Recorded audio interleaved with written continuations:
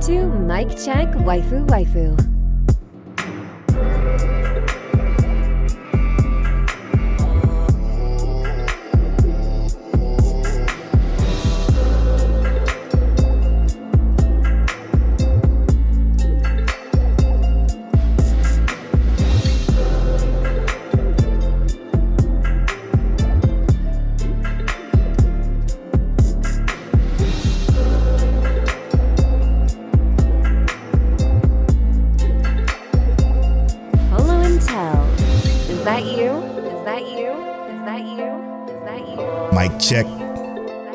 Mic check, waifu, waifu. Tell them, is that you? Polo 207, what's up? This is episode 207 of Mic Check Waifu Waifu. As always, it's brought to you by Lube Complex. Make sure you go to lubecomplex.com, use that offer code waifu to save on your entire cart. It's also brought to you by don'ttalkshop.com as well as our Patreon producers. Make sure you go to patreon.com/MicCheckWaifuWaifu to get early access to the video version of this podcast, exclusive access to our conversational podcast, The After Story, as well as read-alongs, watch-alongs, trailer reacts, which is by the time you're hearing this, there should be our One Piece trailer react. So that's up there on patreon.com/MicCheckWaifuWaifu. So we hope that you enjoy that. Because we certainly did. We certainly did for sure. Yeah. Patreon.com/MicCheckWaifuWaifu. Shout out to the Patreon producers. They support us at the Weeb tier. You support us at the Weeb tier, you get shout out at the beginning of every show for producing this episode. Shout out to Dre to Go G, Johnny from Shogo High, Ked the Pro from Chaotic Culture Podcast and Shogo High, Explicitly, Monique Williams, Nachi, and Saphir. Thank you so much for producing this and a whole lot of episodes of the podcast. We appreciate y'all for supporting us over there on Patreon. It keeps the lights on. And everybody that supports us on Patreon, we truly appreciate you. It means the world to us. Big episode today because I kind of spontaneously came up with a topic. But before we get into that, Tell, how you feeling? I'm good, bro. I'm real good. It's Father's Day, so shout out to all the fathers out there. Happy Father's Day, y'all. But yeah, it's been good. The kids woke up and I guess they must have knew it was Father's Day. They just jumped on me and gave me all kind of hugs and kisses and stuff. So it was good. And, Monique made it good too. So It's been a good day. It's been a good day. How about you, bro? Chilled, man. Chilled. A lot of relaxing going on. There's some other stuff I'm dealing with right now, but I'm working through it. I'm getting better. Grinding through that, but other than that, we're doing pretty good. Yeah. We always working through something over here. We human. We got things to work through. That's a fact. So the listeners know we always got something on the plate. That's a fact. So, Tell, this is gonna be a pretty big episode. I think next week we should review Demon Slayer. With the old Mic Check Waifu review scale and everything, bring that back. I think that's going to be a lot of fun to do. It's a great season to review. Yeah. Let's give it like a week though to simmer because the finale just happened, so we got that. And then some stuff to talk about today. But before we get into that, I do want to say that this is Mic Check Waifu Waifu. The anime podcast is brought to you every Tuesday at 9:30 a.m. CDT. We bring you anime topics, seasonal anime discussion, as well as just chill good time. Tell, what was your episode of the week this week? Could partially be because of how fresh it is on the mind. But hear me out, y'all. I hate Polo so much. What? What I do? Hate Polo so much. Danger's in my heart. Oh, yeah. Episode of the week? Almost by a landslide, because I feel like nothing else just hit like that. And there's some good stuff this week still, but Danger's in my heart. It was by a landslide. That final episode was amazing. I'm glad to hear that, man. I'm glad that it's your turn to give it episode of the week instead of mine, because I gave it episode of the week for like a month straight. That's true. So I'm glad you liked it, man. We're gonna talk about that a little bit later on your overall thoughts on the show, but Yeah, my episode of the week this week was probably a Galaxy Next Door for sure. Mm-hmm. That shit had me on the edge of my seat. I still do think Dangers in My Heart had a better episode, but a Galaxy Next Door as a show as a whole is just, it's something special, man. So good. It's so good. It's so good. It's something special because the emotion that it gave me watching this episode was extremely it was intense, man. A lot of the show, from time to time, I get so invested in these shows, I tend to do stuff that ain't like normal, right? Like I gasp, or I laugh out loud, or I get angry, virtually angry. Like, come on, man. Like shit like that happens. Getting flustered with the characters. Getting flustered or something like that. Absolutely.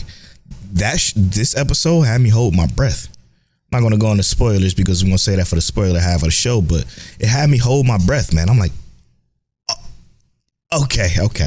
You know what I'm saying? So I do enjoy a show that can give me that level of emotion.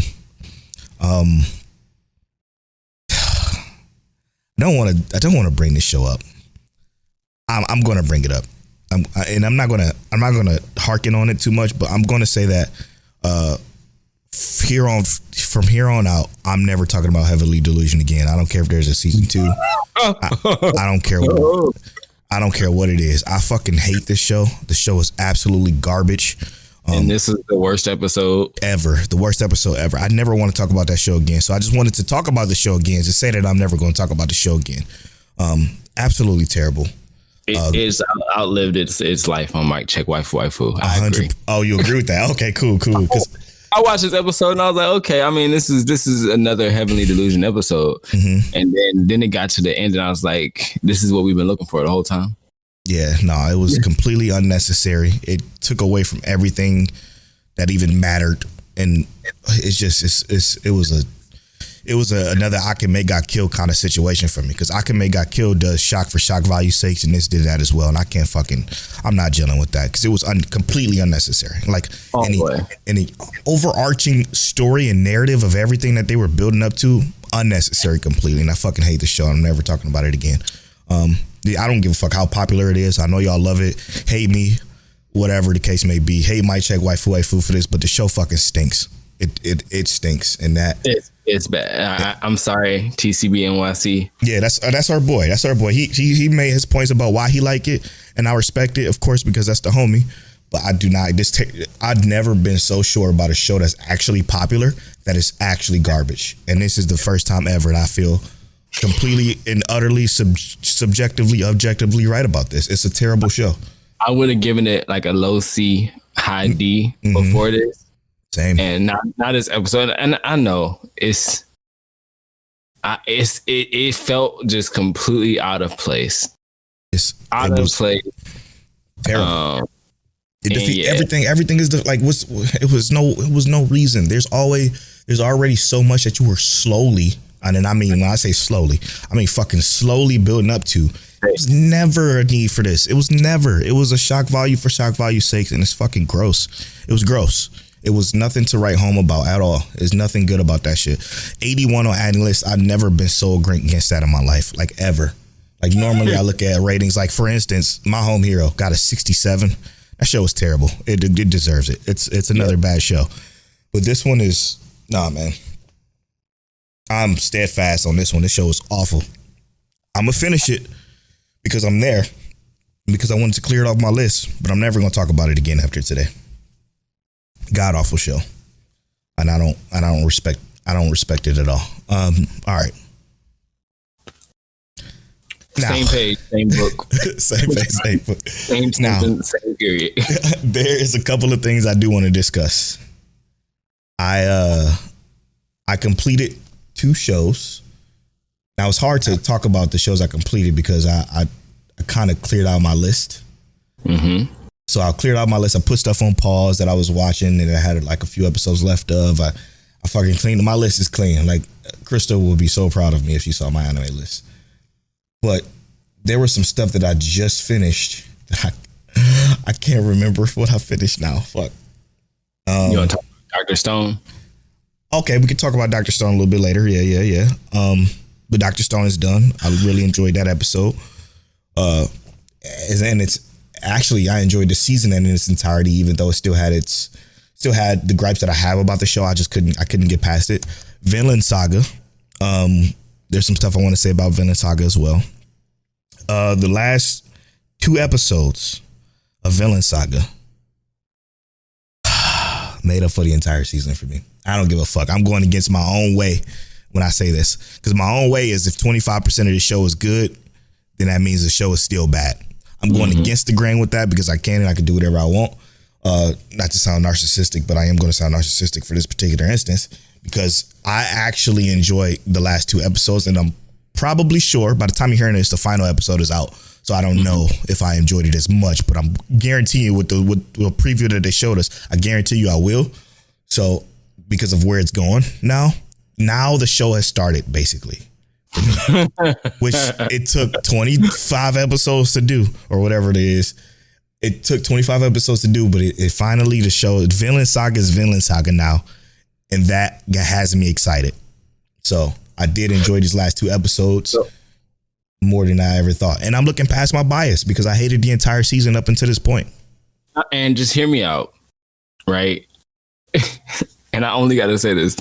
Did it make up for the entire season, or did it just get you hyped for the next season? Ooh, valid. That's a valid point. Because if we know we're not going to get to experience all of this or see the true fruition of this ending coming to in this season, did it really make up for the season, or did it just get you super hyped for season 3? No, you know what? You're right. You're right. And I'm not saying that to go against Vinland Saga, because I see where you're coming from, but also, come on. No, you're absolutely right. The season was still terrible. But these last 3 episodes were brilliant. They were so brilliant that they were 10 out of 10 episodes that kind of put my thoughts into perspective a little bit more. Mostly because of Canute, but even with, like, we talked about it a few episodes ago, how we knew exactly what they were doing this entire season. They were presenting the dynamic between Canute and Thorfinn's complete change. How they went from yin to yang and then yang to yin. Like it was a turnaround. We talked about that already. We knew what they were doing. We knew what they were doing, but the execution just wasn't great. It just wasn't a good way of executing it the way they did. So whenever Canute was on screen, it was fire. It was a great episode. And whenever Thorfinn was on screen, it was a boring fucking snooze fest that was Young and the Restless with white slaves. It was that. He was leading the episodes for 19 episodes. Exactly. So majority of the episodes was the Thorfinn Young and the Restless bullshit that we didn't really care too much about. But you're absolutely right. This did get me excited for next season more so than it did make up for the rest of the season. So I can't do that. Maybe it's because I was like kind of watching, and I kind of like when I would watch it, I would forget that I watched it almost instantly up until recently. You know what I'm saying? Majority of that being because of the simple fact that it comes out on Monday, but I do think that it still should be resonating with me throughout the week if it was just good. Which it wasn't. I agree with that, because if it was solid, like if it was really that good on a Monday, you're gonna remember. Like, absolutely. And when we've said this before, what good anime comes out on like a Monday? And it's almost never something that's actually good that comes out on a Monday. But when they have been extremely good, I mean, I remember us going back and rewatching the episode before we started recording just to make sure, like, because it was that good. So I mean, cheat skill comes out on Monday as well, and it's always fresh in my mind. I'm telling you. But let's go to another thing I completed though was is it wrong to pick up Girls in the Dungeon or Damachi 4? That entire season finally wrapped. What a fucking intense ass season, man. I started off because I always watch Damachi dubbed, so I just was waiting for it to be dubbed and done. But it was dubbed and done up until the last 2 episodes, and I could not. I'm like, fuck it, I'll just watch it subbed. And in this particular case, Damachi is actually better subbed. So, which is again nowadays it's kind of a rare thing for normally it's parody. Like the next show I'm gonna talk about, there's definitely parody, but this one, the sub was just so much better and phenomenal. It was great. It was great. While the dubbed isn't bad, it's just the sub was just that much better. But what a great season, man. This is definitely Don Machi's best season yet. I cannot fucking wait to season 5 happen just to see what happens next, because this is what happened with like kind of changed the entirety of what the dungeon is, and I want to know levels. I can't wait to see what happens. You know what I'm saying? Can't wait to see what happens. So let us know if you want us to talk about that in more detail. But have you been you were keeping up with Don Machi before? Because I know I said I was gonna watch it when it was done. So now that you say it's done, I'm gonna watch this season and get it over with. So yeah, I wasn't watching it like a week to week type of thing. I waited for part 1 to be done, and when part 1 was done, I watched it all, and then I just waited for part 2 to be done, and part 2 literally wrapped up a few weeks ago. So, and I just binged it all. Pretty fucking good, man. Same thing you did. Yeah, pretty good. Real good. I did enjoy that season. It was fucking intense. I'm like, how the fuck did you make it? It was just a bunch of shit. It was just they're good at wrapping up that finale and making those last like couple of episodes actually intense until it calm in. The entire season is intense. I'm gonna just give you that. That's out of pocket for them. Yeah, straight up.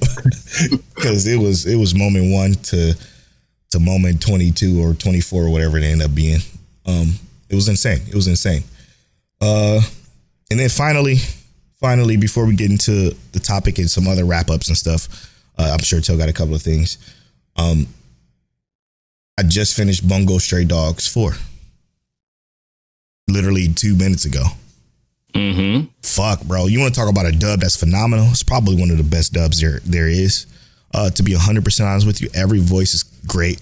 Like the main voice, like the female V from Cyberpunk, is one of the prominent voice actresses in this show, and everybody just fits so well. It's just an unbelievable amount of emotion and anger and just fucking swindling and swooting and fucking just backstabbing. It's phenomenal. Bungo Stray Dogs 4 was a great season to wrap, and now this is making me look forward to Bungo 5 even more. But I gotta wait till it's dubbed and done, because that's how I gotta watch Bungo, because watching it week to week is fucking impossible for me, especially after what I just watched. I'm like, I was watching Bungo 4 like, no, there's no way in hell I'm gonna be able to watch this week to week when 5 comes out. No, I'm not doing it. Not doing it. So when 5 drops and it's dubbed and done, I'm gonna be all about it. Unless it's week to week dubbed, then I could do that too. But that dub is so great. It's like so great. And to be honest, after watching, your watch along when you're watching it subbed, I think the dub is better than the sub. Judge me or not, not that I would even care, but the dub is it's fire. It's so good. The voices are so good. I think the first 2 seasons of Bungo Stray Dog I watched dub because I hadn't even seen it yet until I was recommended to it. So yeah, I agree. I think you put me on to that one because I was gonna watch it subbed. I think I watched the first 3 episodes subbed, and you're just like, no, watch it dubbed. They got some good voice actors in there. So yeah, I agree with that. They're brilliant, and the dub watch along will be fire because then you can take out subtitles and actually just talk through it and just say, yeah, that's gonna be fire. I can't wait. What was I gonna say? So, Otherworldly Aristocrat. Oh yeah, that finished too. Had its wrap up. Do you know how bizarre, how ridiculous this anime is? And then it's like they got this build up. Yeah, we can't spoil it. Not that we believe y'all to watch it. Yeah, but I still don't want to spoil it. It's so stupid though. It's so out of there, bro. Yeah, and it's not bad. It's just like it fits for the show. Yeah. You turn it on because you know what it is. It's hectic nonsense, but it's fun. I did enjoy that nonetheless. But yeah, bro. That's a good point because I did it. I forgot that fucking wrapped up too. I did enjoy it. It was a bunch of shit just happening. Like it was just moment. It felt like Hunter in that respect. It was just all in one episode, in one finale episode. It was just stuff. But they tied it together a little bit nicely. So I mean, it's they tied it up well for the series, right? Yeah. Because it literally ends up where it always ends up. Yep. You just doing too goddamn much. Because you're just doing too much, bro. Come on, calm down a little bit. This should have been called you doing too much. Yeah. Show some restraint. He don't have Straight it. Up. But yeah, that was actually some greatness that they provided for us. Yeah, I agree. And again, it's not great, but it's so good. You know, I don't even want to say it's good because it's very just our kind of like mindless fun. You know what I'm saying? Like this is one where you palate cleanse for the season. Like if you watch something like My Home Hero, you just turn this on to palate cleanse. Yeah, My Home Hero is I guess that finished too. It's a dud for the season. Yeah, it's a big dud. I tried to give it a shot, bro. We all did. It most of the anime community did. But the concept is there. It's there. The manga even, probably fire. Even Monique was like, yeah, nah. This shit was awful. I mean, the reviews kind of on our side on that one. Caught up on Mashal. Okay. I'm waiting till that's dubbed and done. It's yeah. You know, it's. I think what the homies over at Black Anime said the anime is better than the manga. Oh. And hear me out. I can believe it because it's so just. It's like what I said before. It's a palate cleanser because you just go in there with no expectations and just watch it happen. This is not something. It's almost like watching a UFC fight where you know somebody gonna get knocked out in the first 10 seconds, but you just there to just watch it happen and enjoy the 10 seconds while it's there. Right. That's kind of what Mashal is, bro. It's just you turn it on to enjoy the chaos or the reckoning that's about to happen. I got a question for you about Mashal. What's up? Is there any romance at all? Not for the main character. All right. Yeah. No, no romance in there. The romance is his magic. Right. That he don't have none of. Okay. All right. Well, I'm gonna still watch it dubbed, but I need something out of it. It's literally One Punch Man. Yeah. But with magic. Yeah. I think I talked about this before, but I finished One Punch Man season 2, and I talk about how terrible it was. I think I did. Yeah, it was many weeks ago. It was an awful season. I finished that in like a day and a half, and was like, nah, what the fuck? The stopping point is stupid for that because literally the manga just wrapped up with that same whole arc. Oh, it was the anime was ahead? No. The anime is still very, very far behind, but like they were closer. They were probably like 20 chapters away. You know what I mean? When they started that. But now it's like, the whole arc is just wrapped up probably like the end of this year or the beginning of this year or something like that. Damn. I guess that's all he had in him. Weird. Yeah, but it was fire in the manga. That boy Garo is Garoing. Very, very weird. Have you caught up on Ancient Magus Bride yet? No, I'm down 2 episodes. All right, so I mean the finale is coming with that. Yeah, we talk about that next week. Well, yeah, we'll dive into a little bit more on it. I will have to say my preemptive review so far is it's not as good as season 1, but it still has the same kind of like formula that makes it enjoyable in a sense. If that makes sense, it's just not as good as season 1 because I guess season 1 was fresher, newer in a sense. Right. Okay. All right. All right. Let's slide over to the topic. Taliano. Let's do it. I don't know if you had a chance to see it, but I put out a question literally late today, which is Sunday. The day we're recording this, 6:18. The question was, oh shit, I scrolled over too far in our bookmark series. The question was, manga readers, when a manga gets an anime and it's a and it's adapted so well that you get nothing left out or anything new, do you still have interest in the show? I said I want to talk about it and discuss your thoughts. So Tell, before we get into everybody else's thoughts, I want to hear yours. So whenever a manga gets an anime adaptation and is done extremely well, like there's nothing left out or there's nothing new in the anime that's from the manga, do you still have interest in that show, and why? So I would still have interest in the show because the delivery is still different. You know what I mean? Mm-hmm. Just because the information is essentially the same doesn't mean the delivery isn't. You know what I mean? It's the same as like reading a comic and then seeing the movie play out. Well, it's never that cut and dry. Yeah, you know what I mean. But what I'm saying is like more or less is like it's nice to see it. And the manga does it extremely well because of the fact that like when it is adapted, like faithful to the manga, the anime is adapted faithful to the manga. You get you get to actually live it in a sense. You know what I mean? Yeah.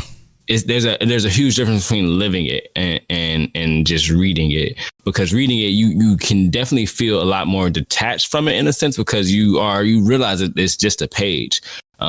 Watching it is way easier to just dive into it, even with the entirety of everything, because they can use things like music and whatnot to bring you into what they're already doing. So I would definitely say I still have interest in the anime, or so to speak, but it would probably, and I'm not sure if this is like kind of like on topic what you mean, but if the anime is an exact adaptation, like if let's say the manga is not finished and it's an exact adaptation, I'm probably not gonna go back and read the manga, because it almost feels like if what I've read has been entirely adapted accurately so far, then I'm probably not gonna touch the manga again.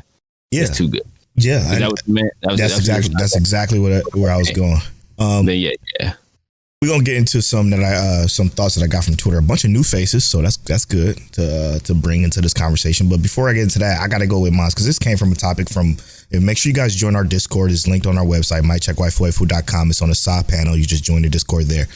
We'd like to talk anime in the Anime Talk channel. But talking to TCB, he was talking about Heavenly Delusion, but he also brought up Tokyo Revengers and how, you know, the upcoming arc is his favorite arc because he read it in the manga, which is cool. And it just made me think about the fact that, like, the reason why I don't care about Tokyo Revengers, or specifically Tokyo Revengers season 2, is because I read that in the manga. And I read it, and it was adapted well because I watched the first 3 episodes of Tokyo Revengers, and obviously I read that entire arc in the manga, and I thought it was so well done that I did not care to watch the show. Now, is that the manga's fault or the show fault? I don't know, but I'm with what you said. I'm the complete opposite, because if I don't know, maybe my imagination is maybe it's the ADHD or whatever the fucking case is. I was so invested in the manga that I read. There's a couple of manga that this happened for. It was Kaguya-sama Love is War, and it was the Tokyo Revengers. And I'm hoping it doesn't happen with JJK. Chainsaw Man was different enough. It's actually, the anime was worse than the manga in that particular case. But I could not care about season 2 because it was just so faithful. Like, it was so faithful to the point where I've seen it already. And then when I feel like I've seen it already, I don't really watch reruns of shows either. Like, for instance, I mean, the only show that I've watched probably 4, 5, 6 times over was the entirety of Burn Notice. That's just because I have an infatuation with that show.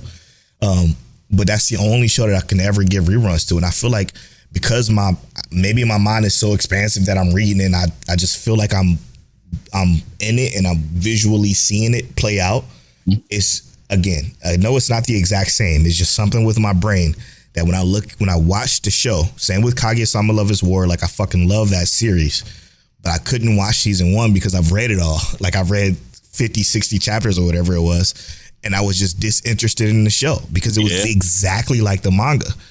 And I was watching it and I'm like, oh, I kind of don't want to. I've seen it already. And it wasn't intriguing to me anymore at that point.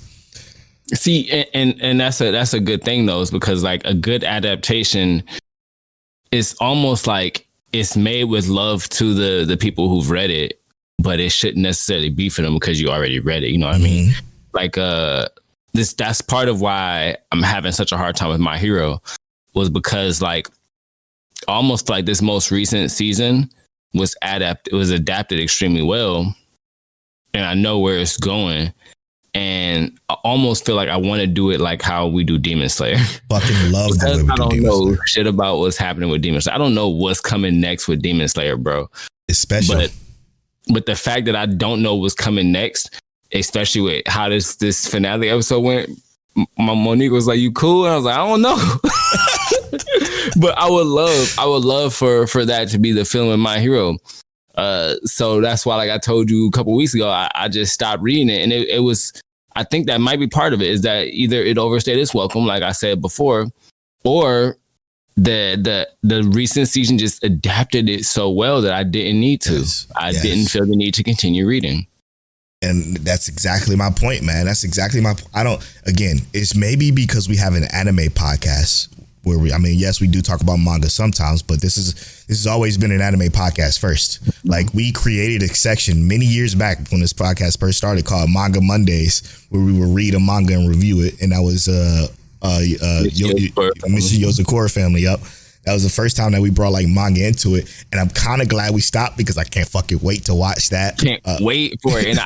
And that's the thing though. They adapted extremely well. We're going to be like, I'm so happy I stopped reading this. I'm so happy. Yes. And Demon Slayer is going to be one that comes up a lot, but I do feel like that's for the people that answered. And no, this is no offense to you. I'm not poking fun at you, but that's Demon Slayer has always been a cop out answer for this, because it's ufotable, man. Like, of course you want to see the way it looks because it's fucking ufotable. But also, yeah, go ahead. I was gonna say, like, and hear me out, I've never watched all of Naruto. Really? Yeah, and part of it is because I read it. I got however many episodes in, 400, 500 episodes in. It was like, you know what?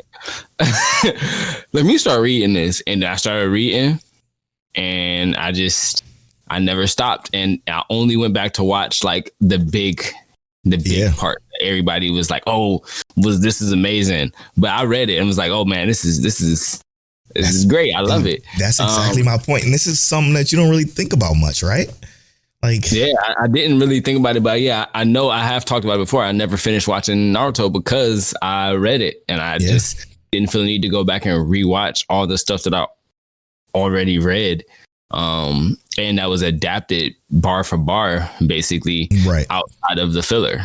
Exactly. It was adapted bar for bar. I ain't need to see anything else. Exactly. And that's the entire point of this question, because I'm a more so a fresher manga reader than Tell is, or than most people. But I got a few under my belt, obviously. It's kind of making me, I want to forget about Solo Leveling. Read that whole thing. I just wish I could forget about it. Obviously, you can't forget about Solo Leveling, because now when I watch it, I'm not going to be able to experience it the way that the people that are watching it for the first time will. You know what I'm saying? I was going to say, but I don't entirely agree. Why not? And I'm going to tell you why. And only reason I'm going to tell you why. Especially for something like Solo Leveling, I think the difference remains in some of these shows, right? With how short and sweet the impact is. You know what I mean? The longer a show, the easier it is to just say, I don't care nothing about this. Now I do understand what you're saying, like, because like Kaguya-sama, but like, for instance, if it was, let's say it was like Shiver River Fell Night, or even Promised Neverland, it was not as long as anything else. And after season 1, I was like, you know what? It was adapted really well, but it still had missed some stuff in me. The only reason I wanted to continue watching was because it was a specific arc. But all the stuff that was in between, when I knew it was like adapted basically essentially bar for bar, I was like, it's not a big deal for me to watch this. But I think some of it is about the passion in it. You know what I mean? Like a specific part of it could be worth watching or impactful enough to say, I gotta proceed or continue with this. And that's all I'm saying. I'm not saying you wrong. I'm just saying. Yeah, but if that was a thought process, it'll be a different story with Tokyo Revengers, because that arc was pretty good. Like, it was a big fucking deal in the manga. but like I didn't like, you know, the brawl and you know, it was a big thing. I just didn't care. I couldn't care. It was everything was adapted perfectly. It was very intense with, you know, the big brother of what's the name of the dragon clan or dragon gang or whatever. Like it was done well and it was intense and the voice acting was phenomenal. I couldn't give two fucks of a shit about it. I'm like, I already seen this already and I'm kind of over it. You know what I'm saying? Like that's kind of how I feel. I'm glad I didn't read any further because hopefully when I watch this next season, I will be more invested and care about it more. But no, I didn't give a fuck. Okay. Yeah. I think my divestment in Tokyo Revengers is the fact that even when I read it, I didn't think this part was that great. Really? I really didn't. And I know I hate to say it, but I felt like maybe the little shtick is getting a little too repetitive for me with him. And I get it. You ain't got to be able to fight everybody, but you got to throw more than a random punch once now. So I know for Tokyo Revengers, it was just because of like something different. I feel like the formula is getting dull. I respect that. All right, so let's go on to some of the homies, some of the new faces we got in here too. So wow, obviously we got one from Saphir, the homie. He says, "Oh shit, definitely not. That was definitely 2 weeks ago. You gotta start unbookmarking stuff that'll be bookmarked." Somebody named the Blurdy Otaku, Neely TV. She says, I mean, because I gotta figure out what order this goes in. She said, it's actually backwards for me sometimes. If the anime is good and the manga is ongoing or completed, I tend to drop the anime for the manga. That's what she did for The Promised Neverland season 1. However, if the anime is adapted well, yes, I will still watch it. Demon Slayer, for example. She says, I've read Demon Slayer entire manga. So far, the anime adaptation is just as good, if not better, when I was reading it. It's disappointing. It's not as disappointing, unlike The Promised Neverland season 2. And despite me knowing everyone's fate, I still tuned in because I love the anime adaptation as much as the manga. So it's just for this one, it sounds like pure love. Yeah. Again, for Demon Slayer, I do think it's a cheat though.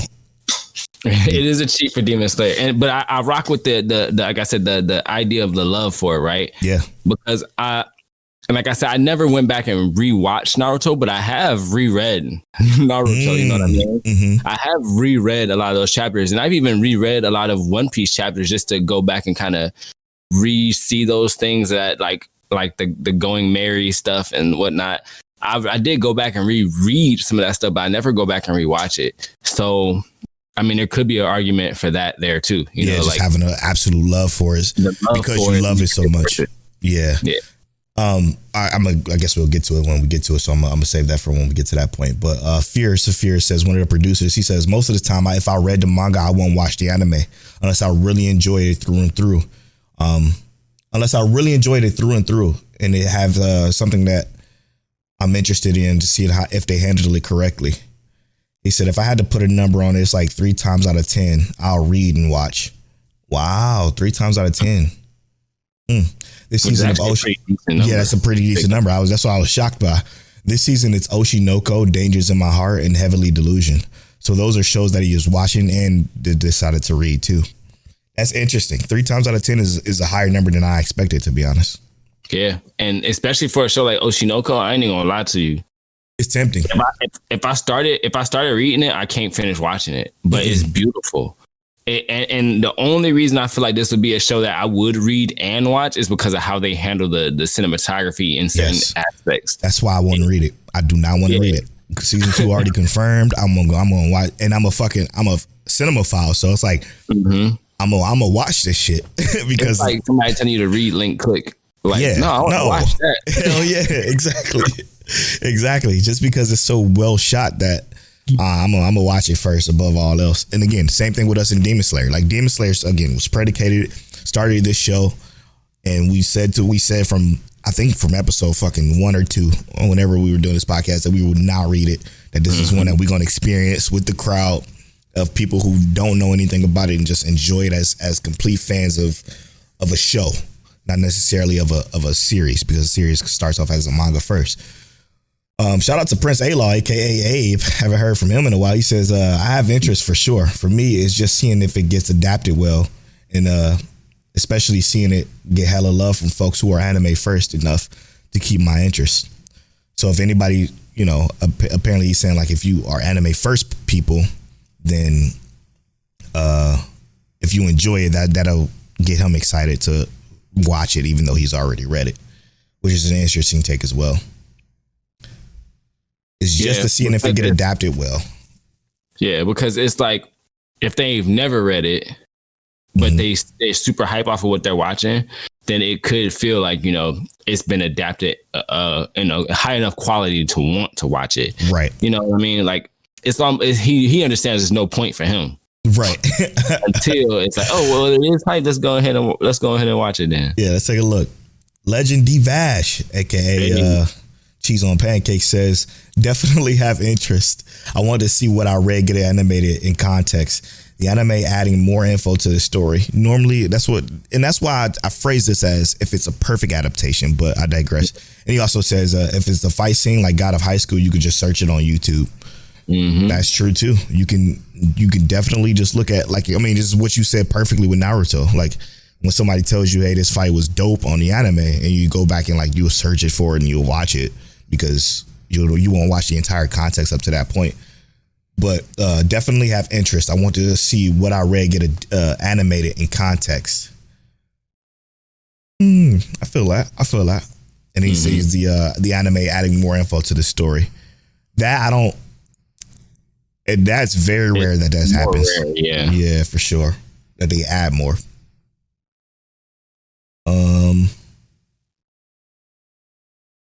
All right, let's go over to Kent the Pro, another producer. He says, absolutely. Seeing what I've read get adapted in real time, especially when it's well adapted, or when it's adapted well, keeps me 100% engaged. Demon Slayer is a great example of this. However, there are a few shows, despite being adapted, I have lost interest in. I really love the fact that he used commas. This makes it so much easier for me to read, because I have trouble when people don't use commas. But he says, Tokyo Revengers being the main culprit here. And I responded, haha, bro, that's what sparked this convo in the first place, because that's my interest with Tokyo Revengers. I read it, lost interest in the show. He said, yeah, I read it, it's fine, but it's not good revisiting. And Disney also didn't do it in justice on that rollout. Apparently it rolled out rough. I don't know, because I stopped after episode 3. For Tokyo Revengers? Yeah. Oh, I guess we watched it on the site that shall not be named, so it was a little bit different for us. Okay. When he said Disney, I started thinking of summertime rendering. Me too. That was fucked up the way they wrote that out. It took forever.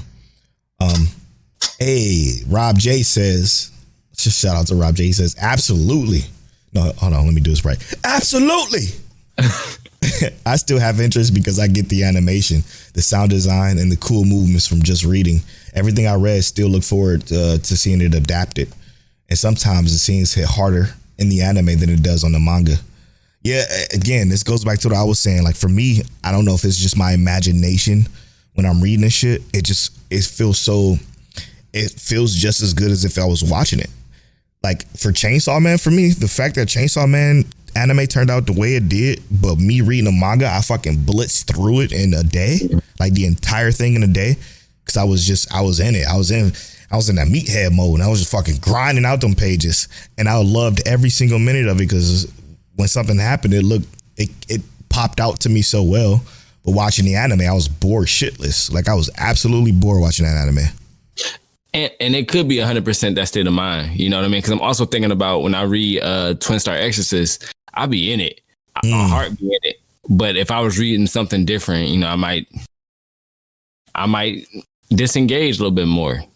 But I think you being able to say I'm turning on that meathead and I'm just going to go put myself in the element of what it is. It just, you are able to identify with the medium. Bro. So maybe that's it. The identifying with the medium locks it in. I was hearing the voices. I was hearing the blasts. I was hearing them fucking get blasted through a building. Yo, get blown up. About to be amazing. It's gonna be booms on the side. Exactly. For some reason, my brain just functions weird, bro. I don't know. Imagination. another new face. I'm Leah. I think that's how you say that. Forgive me if I'm saying that wrong. She says yes. Spy Family did a great job of adapting the manga, and it really enhanced the story. Oh, something enhancing the story. It's a compliment to it, opposed to detracting from it, like the anime that don't exist. Promise Neverland season 2. No. Now I can see that being the case for that one too, right? Yes. Because Spy Family is not like an action first anime. It's right. an interaction first, right? So getting to see those actual interactions between the characters live versus just reading it, that could actually be a good argument for that as well. 100%. Just if you're watching it, just to know that what that interaction is actually like and what it leads into. Straight up. We have someone that don't follow us, so I'm not going to read that. Later, bitch. Spoiler Steve says, I have interest in the community thoughts, but I ain't going to lie and act like I'm pressed to watch. Yeah, that's a good point, Steve. That's a good point. That when Undead Unluck come out. When Undead Unluck come out, you're going to be there moment one. I'm telling you. Mari might check. The show is over. Let me review with y'all. Straight up, though. Straight up, that's going to happen. And then the father of Vash is going to be the last one we talk about here. He says, I'm definitely interested in seeing it come to life, but I am also not pressed to watch it immediately as it airs. I do find myself falling off with rare exception. I also love that it potentially brings more attention to the conversation to a series that I was enjoying reading. See, I love this. I love that part of it. But again, I'm taking pieces from everybody that's mentioned something, and I'm fucking vibing with it, because he says I do find myself falling off. Again, with Tokyo Revengers, I did not want to watch that shit no more. Like after episode 3, I'm like, okay, I saw it already. Kaguya-sama Love is War, which is a series that is near and dear to my heart, because it's one of the first manga I picked up when I said I'm not a manga reader on this podcast. I picked it up and blitzed through 50 chapters, and I'm like, I really want to watch this show because it's slice of life, it's romance, it's the romance that I like, and I just couldn't do it. I couldn't get past 3 episodes again. I'm like, I don't want to. I seen it already. So kind of like as a personal insight check for you, right? Not like a gut check, but kind of like a gut check. Let's say, for instance, something like, let's say Galaxy Next Door came out, and you had already read it. You feel like in your like your stomach, in your body, you just would not be able to watch it. Yeah. Yeah. If it's perfectly adapted, and I guess that's where it differs, right? If it's perfectly adapted, meaning it's like I'm reading it again, bar for bar, as you said, then I don't care.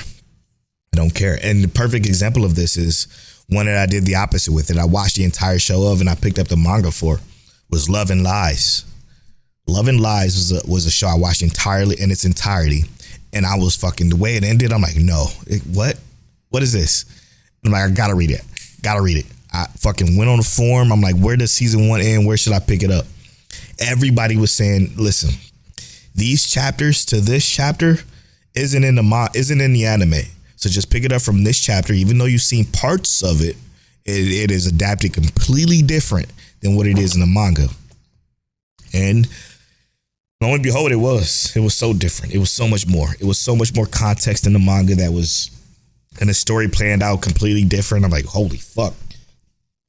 I can't believe that this did this to me. Why didn't they just do this? But that was one of the instances where where it differed. For sure. All right. Final thoughts, Till. Final thoughts is don't watch Twin Star Exorcist, read it. But if I'm just being like perspectively, like I think that, yeah, at this point, and it could just be the amount of anime and manga that we consume at this point. If it's adapted perfectly, like 1-to-1, bar for bar, there's no point in reading and watching simultaneously. But sometimes, well, most of the time the manga gives more details. So I'm gonna go with, if it's bar for bar, I'm not reading and watch. I'm just probably gonna watch. Pick one. Yeah, for me, man, I think I'm a watch guy first because I just love great direction and just cinematography in general. I know it's a little bit different in the way of anime. It's not necessarily cinematography, but it is. It is. And the only thing I would add is that if there's a time crunch, right? Like if I hate waiting, because reading, I can read the whole thing in 5 minutes. Exactly. No, that's true. I can read 40 pages of manga in about 5 minutes, but you know that just depends on what it is. His Twin Star X's, I feel like the 40 pages go too fast. See, yeah. No, I didn't even think about that because again, Chainsaw, the entirety of Chainsaw Man, obviously I'm not referring to the new shit that came out after the end of Chainsaw Man, but I was done with it so fast. It was completely, all that was 113 chapters, I want to say roughly. Speed read. Somewhere around there, and I just boomed through it. I'm like, done. This shit was great. I enjoyed that, for what it is. But you can't get that in anime. If the anime went that fast, you'd be like, what did I just watch? Was it even real worth turning on? No, exactly. That's a good point too. I think for next week, obviously there's going to be a few shows finishing up. We're going to talk about that, and we're going to review Demon Slayer, the Swordsmith Village arc with the My Check by Waifu scale. We haven't done a review in a very long time, so we're going to have to take the averages of all of the Demon Slayer that we reviewed and probably average those out into whatever that is and give it something in its entirety. Or maybe should we wait till Demon Slayer is done? Yeah, wait till it's done and then we'll do all the add ups completely. Okay. All right. Yeah, we'll do that. But yeah, man, that was a great topic. Moral of the story is I have a very expensive manga, so when I read manga, it's like watching it for me. Yeah. If Polo had red, blue period, he would never watched it. Hell no, probably not. But I digress. Yeah. Let's take this quick break. Obviously, when we come back, we're going to spoil the finale of Demon Slayer. The most recent episode of fucking Hell's Paradise. I forgot how good that episode was too. Holy shit. And I guess A Galaxy Next Door. Let's talk about it. We'll be right back after these.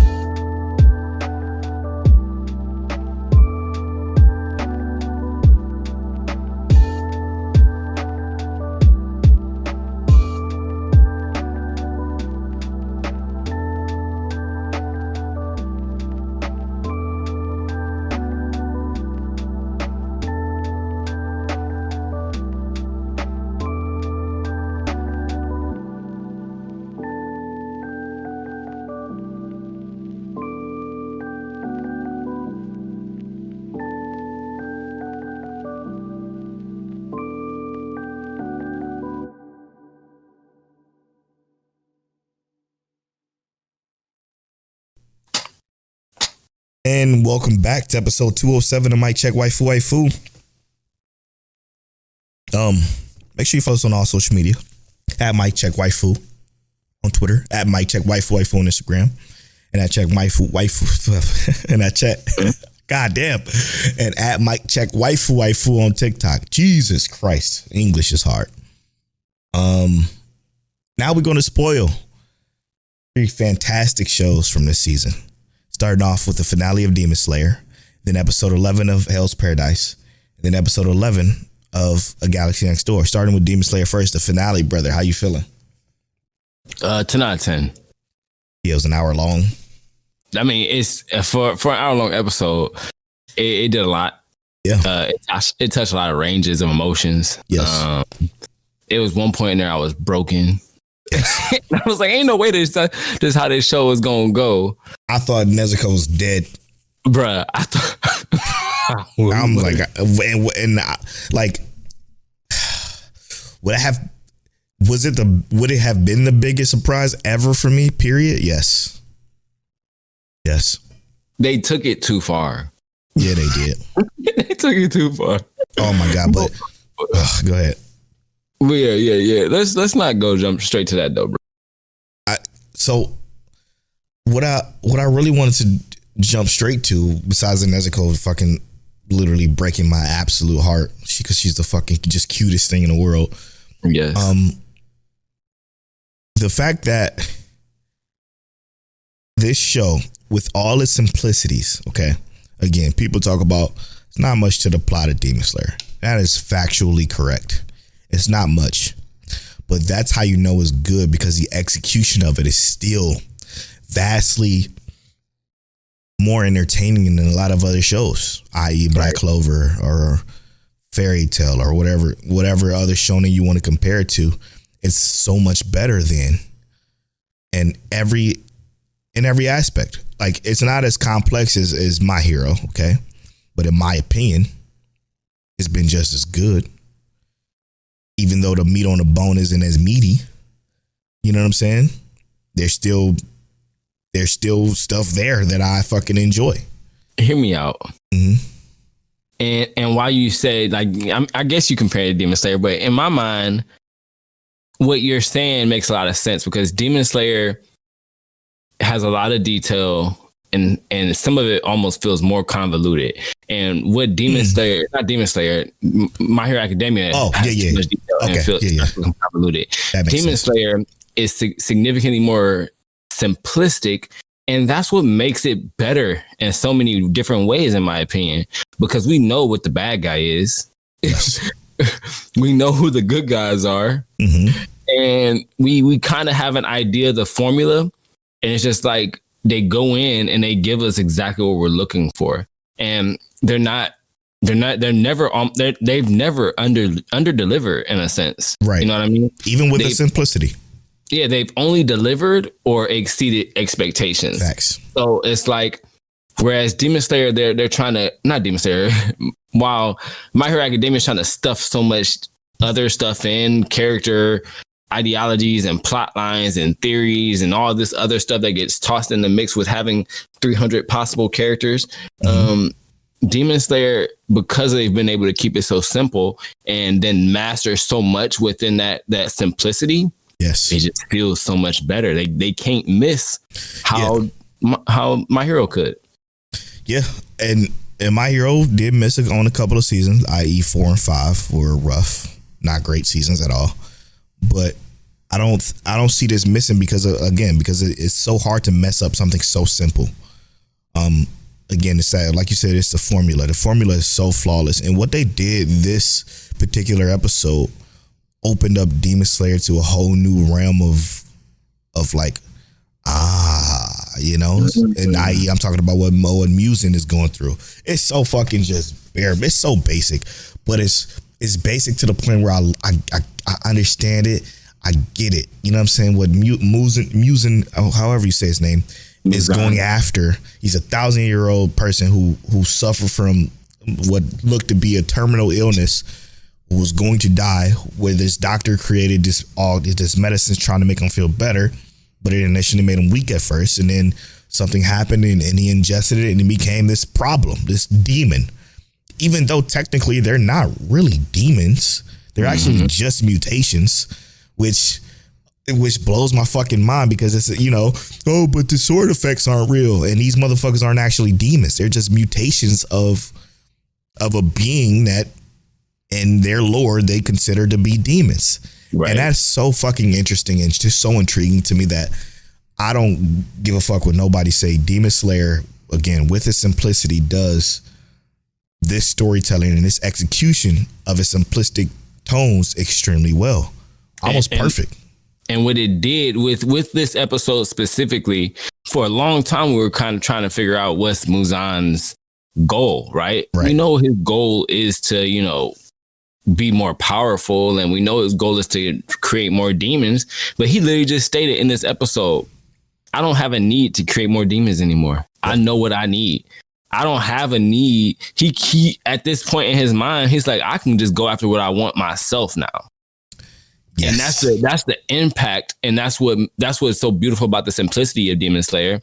That's the impact, is that now we have no idea what's to come because chaos is like, the beauty of it is that anything can happen at this point. And then it's almost like we know he has a connection with every current living demon, right? We know he has that connection, but it's like, not only does he have that connection with every current demon, he has it with Nezuko, who we just found out can be in the sun. Yeah. And again, even with this, like the way it explained that with our girl who we ain't seen in 2 seasons, basically doing the science behind it. Like something's up with her blood. This shit is mutating all kinds of crazy ways. And I figured out how she's able to cure basically the guy that Musen was attempting to turn with her blood plus a blood of the uppers. It's just, again, it's so fucking captivating because it's all about mutations and swordsmen fighting these mutations. And I don't know, man. I'm just too. It's become more interesting because the details have taken it from demon versus human, from human versus human with mutations. Yes, exactly. Yeah, that's exactly right. And man, it's so special. It's extremely special that I can't wait to see what next season brings. How'd you feel about Tanjiro's final blow to the demon? Bro, that was so, how can I say this? It was beautiful, right? It looked good, but that was so in the back of my mind, so far back in my mind this entire episode. I didn't give a fuck about it. Like the final slash was cool and it looks extremely good. I was more invested in the Musen backstory and the mutation of why the fuck was Nezuko, like, thank goodness she's talking again. Like it was just, she ain't said nothing since the first episode. So I'm like, yo, it was too much. It was overwhelming. So my fucking senses was tingling. I'm digging in deeper. I'm like, wait, so this is that, this is that. Right. Even though it's right there, it's laid out in front of me on a silver platter. They just made it so easily understandable that I still dug deeper. And now that I feel like I have a better understanding of the simplicity, I'm enjoying it even more because now, like you said, I'm concerned. Is Musen just gonna come the fuck out and do this shit himself? But he still has a few upper left, like literally a few upper left.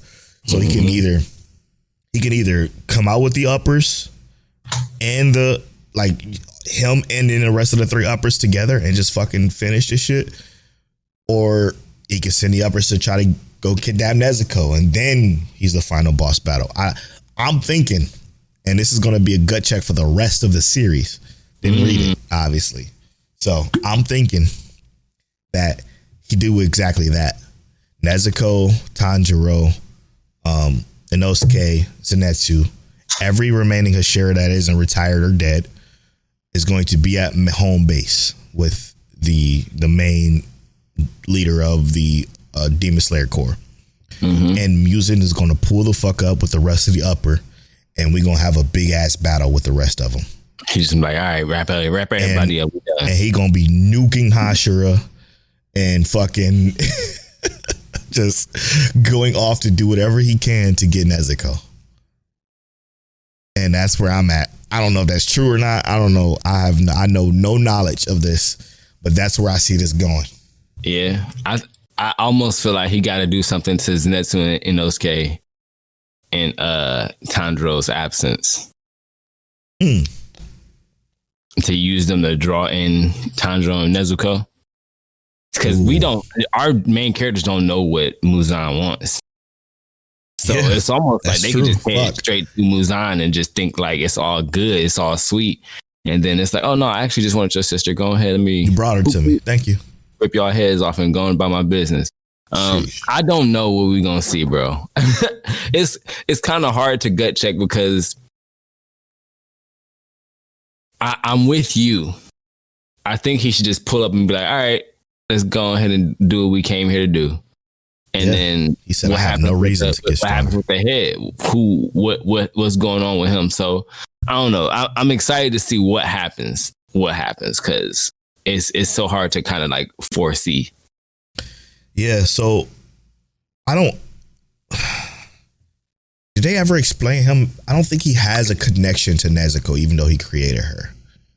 I think that has always been the issue, right? Like he couldn't get a grasp on her as one of his creations, unlike he could with everything else. And it's because of her, like her particular mutation in a way that his blood is interacting with hers and it's kind of keeping him away. I thought that he had a connection with all demons because they had like his blood essentially, even if they didn't become from him. But I mean, you could be right. And it could just be because of the fact that she was a secondary or however many down the line that he just has zero connection with her specifically. But that would still lead us to try and figure out. I mean, maybe he saw it through the other demon's eyes. But I can't imagine so because he was looking at Tanjiro the whole time. You know what I mean? No. Well, yeah, but no. Because when he chopped off his head, his head flew in the air. And that's when he looked back. When he looked back, his eyes got big.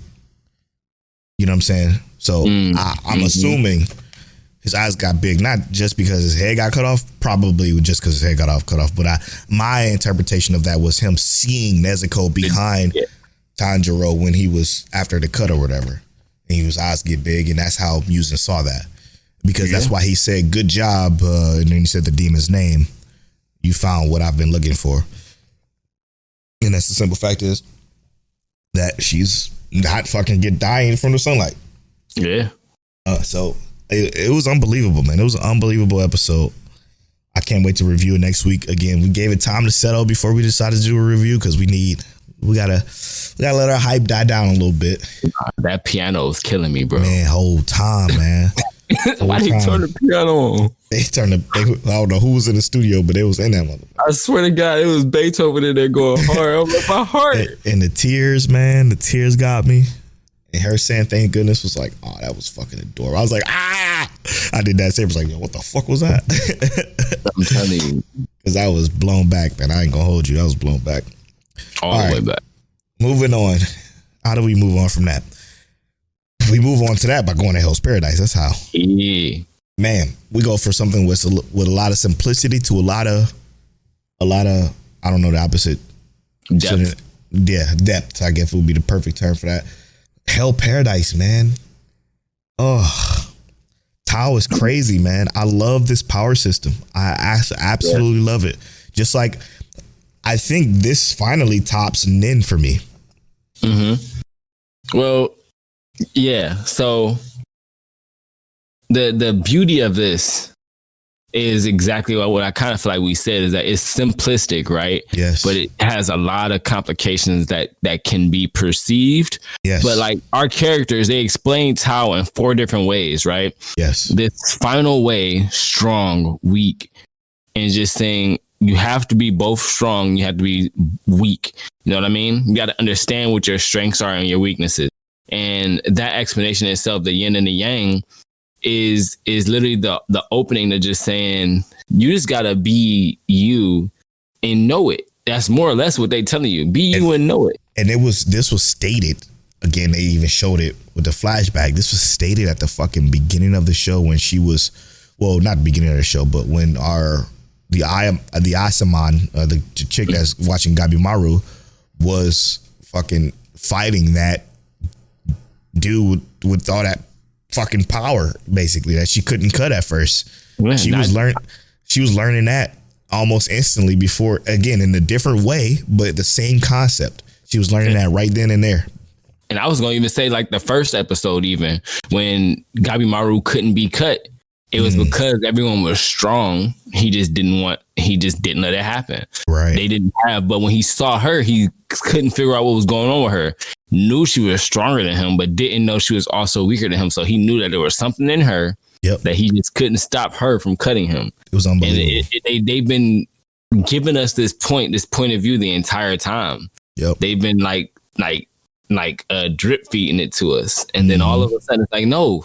But did you pay attention, y'all? Did y'all pay attention? It's here. It's here. Brilliant. So man. I loved how they delivered it, and then finally showed the execution of it with even the brute dude. Mm-hmm.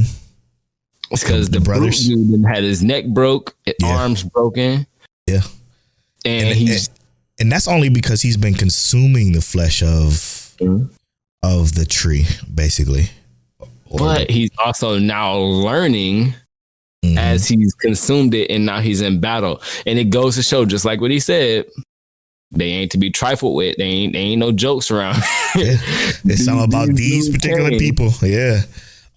Watching our main girl get into the Hori with what's coming up for her is scary though. Mm-hmm. Because they don't know what Gabimaru now knows.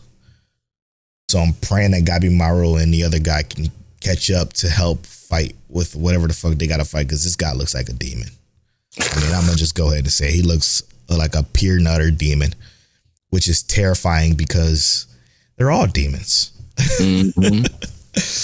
But I mean, before we get into that, like Gabimaru and old boy fighting, those two was intense. It was very intense. And Gabimaru now saying that he's on the same level as the Tenzin is insane, right? Oof. Because I can see it, right? Because he's fast. He was able to outpace the other one, right? Now without knowing anything about it, without knowing, he was able to really do some damage to the other one. Now, oh my god, it was instinctually done. Now with what he knows, and is able to control. I would say maybe he can put a couple of them down, but I still feel like he's not on par with all of them yet, because it can't be, right? No. Well, I mean, probably, right? But he's the main character. Now, I will say, though, this episode left a bad taste in my mouth. Not as bad as Heavenly Delusion, because they didn't have to show us all the BS. Yeah. But that part that they talked about, go ahead and rip their head off. They go in their life. Absolutely. But they conveyed it in a way that was tasteful. Yeah, it didn't make sense. But it made sense for the character development of Gabimaru and why he was so upset. Mm-hmm. And that I love. That I can appreciate. And it also explained why the Tenzin can change form so easily. Right. It was built into the explanation, so it didn't feel pointless. Yes. To even bring it up in its entirety. Right. They didn't have other. It wasn't implanted for shock value sakes to get people tweeting about it or whatever the fuck the reason was. Man, I fucking love this show, man. Again, a show that I can't skip the intro. Every time it come on, I'm fucking bopping with it. I look forward to this show every single week, and I'm sad that it's only 13, man. Or 12. No, 13? 13. I'm sad it's only 13. Like, why don't... See, this reminds me of Fire Force. Even though Fire Force was 24, it just...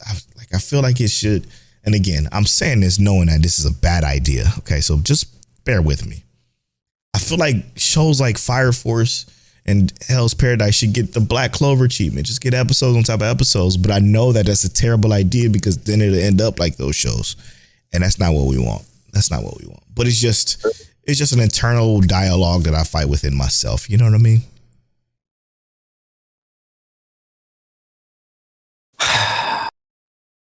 I feel you, because it's the constant, brother. It is a constant. It's a weighted 80% Hell's Paradise. Absolutely. That's absolutely correct.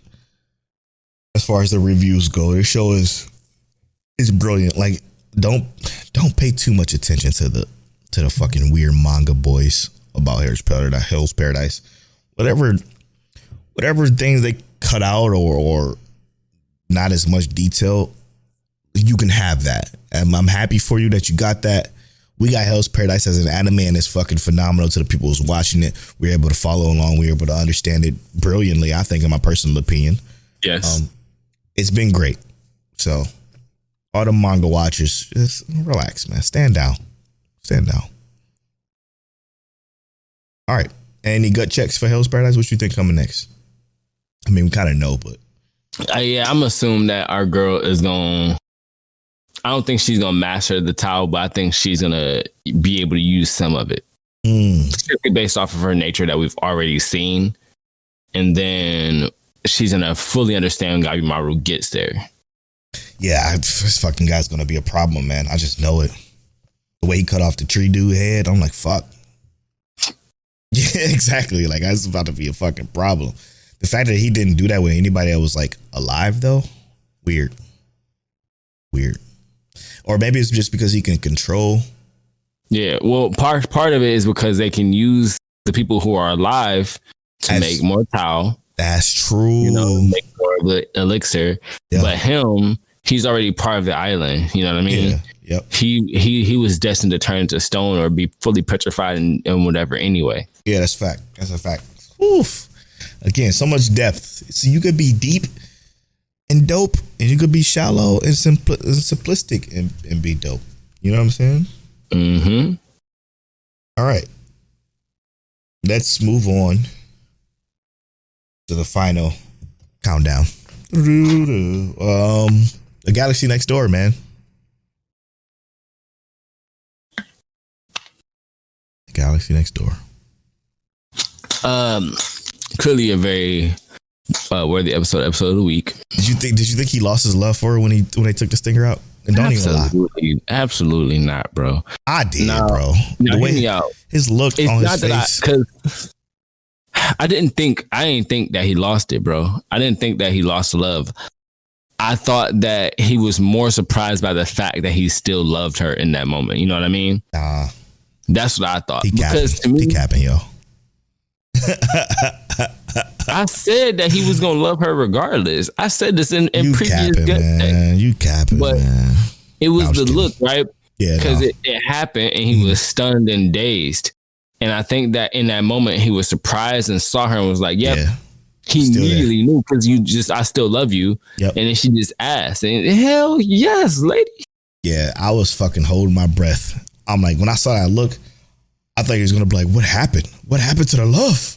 That's what I thought they was gonna try to pull to kind of change it up, because I feel like he still did too, or he still was, but the way they twisted it did feel like made me question it. Made know what to expect. Yeah, exactly.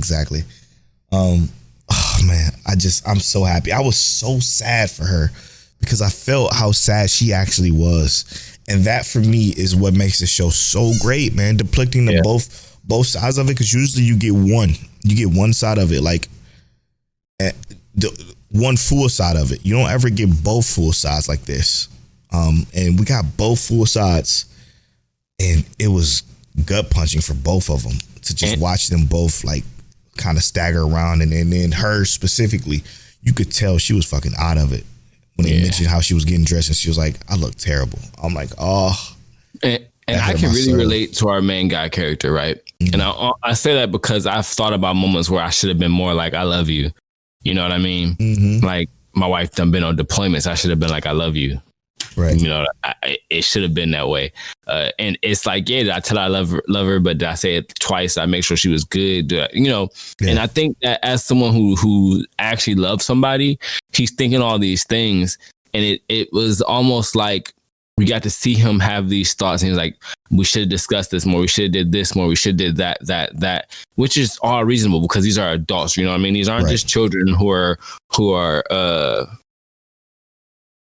they're not, children are less cognizant of what they're actually thinking in terms of like developmental in their relationships, that kind 100%. Of stuff.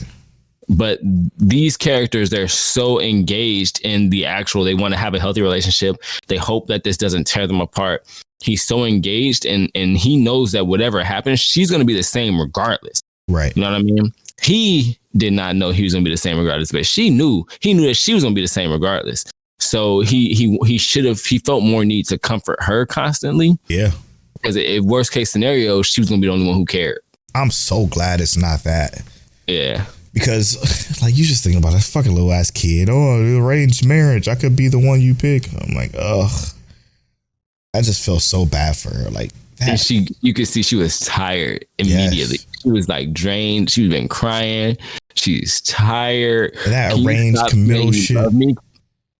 And that's the thing though, is that like, you can see her point is that she just don't want somebody who just loves her because they love her, right? She wants people to love her because like of her. They've had actual experience with her that says like, this is who I actually am. You don't love me. You love me because I'm the princess. You love me because you have to. She didn't gotta love me. And that's what made it so beautiful, is that this character did not have to love her. And even after everything is still gone, he still loves her. Right. You know what I mean? And that's imperative for love in itself. Because that whole force shit. I'm so happy that, again, this is the final episode. Next week is the final episode. So yeah. I just want to see some, and how can I explain this? I don't want a season 2. I want a wrap. I mean, I want a marriage ceremony at the end of it, and I want happy endings all around. You know what I'm saying? Like, I don't need a second season, but I know we're probably going to get one because of the simple fact is she's going to be there for a year. So they still have to experience more, more kisses, more dates, more this and more that. Like, I get it, but I kind of didn't want, I just wanted to just be a nice, clean story. Kind of like, what was like that for us? I can't remember. I don't know, but I agree entirely. It would be phenomenal for this to just end with a high note of them. Like, we don't need to see every detail of their relationship getting to where it's going. Some closure with us not knowing exactly what happened would be amazing. It'll be dope. But however, I'll be okay with a season 2. I'm gonna definitely watch it and enjoy it, probably. But it's been great. It's been one of my favorite shows for sure. Hot seat pick. This episode was just slightly better than Insomniacs After School for me this week. 100%. And Insomniac After School, while it was good, I kind of forgot about a lot about it. Yeah.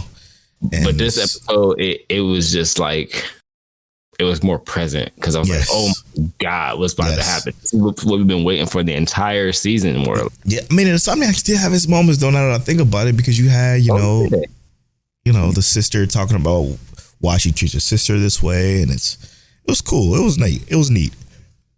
But it was a juggernaut of a week, because you got the juggernaut of Hell's Paradise coming up as strong as it did, the finale of Demon Slayer, and Galaxy Next Door. Between those three, you had to be like top tier to compete. And the finale of Dangers in My Heart. Oh yeah, the finale of Dangers in My Heart absolutely outshined the Insomniacs After School this week.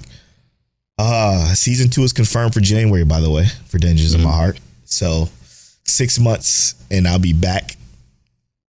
Oh, I'm so excited. I'm so excited, bro. I'm so excited. I can't wait. And with that, backstory in that last episode too. I'm sorry. 100% facts. And with that, I'm at Polo Born Fly on all social media.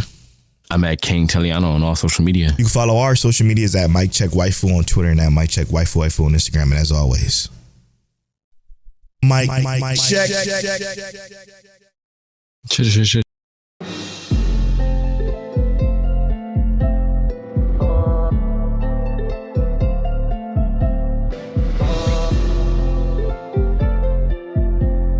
You're now tuned into Mike Check Waifu.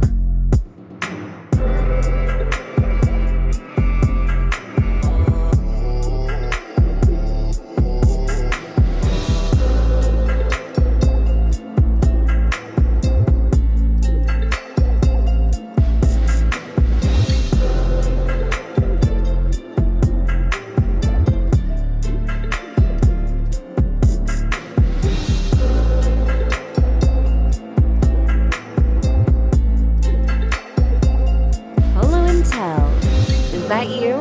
Is that you? Is that you? Is that you? Is that you?